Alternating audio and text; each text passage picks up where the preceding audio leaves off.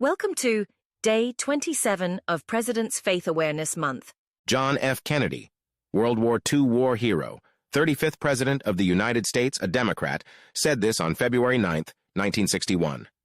This country was founded by men and women who were dedicated or came to be dedicated to two propositions.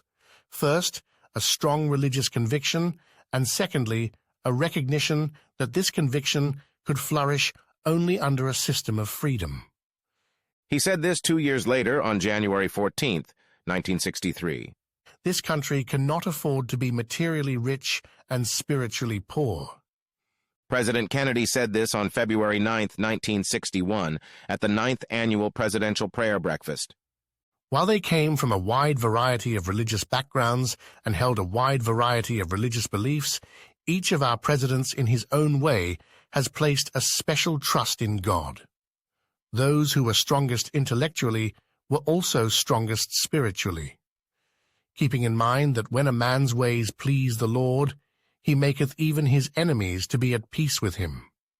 The guiding principle and prayer of this nation has been, is now, and shall ever be, in God we trust. Later the same year, on September 28, 1961, Kennedy issued this National Day of Prayer proclamation. Our founding fathers came to these shores trusting in God and in reliance upon His grace. They charted the course of free institutions under a government deriving its powers from the consent of the people. In the General Congress assembled, they appealed the rectitude of their intentions to the Supreme Judge of the world, and, with firm reliance on the protection of divine providence, they mutually pledged their lives, their fortunes, and their most sacred honor.